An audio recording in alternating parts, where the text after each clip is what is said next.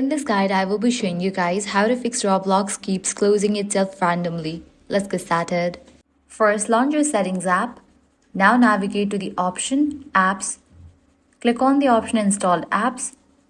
Search for the app Roblox. Once it appears, at the right hand side, you're going to find three dots. Click on that. Select the option Advanced option. Once you're over here, you're going to find the option of Terminate. Click on that. This will stop all background activity. Then use the repair option first to fix any broken files. If the issue still continues, go ahead and use reset, which will refresh the app completely without affecting your account. After that, if Roblox still keeps crashing, the next step is to check your graphics driver because after updates, outdated drivers can cause instability. Search for Device Manager and launch it. Now, click on this icon for display adapters. From there, update your driver to its latest version. With these, your problem might be resolved.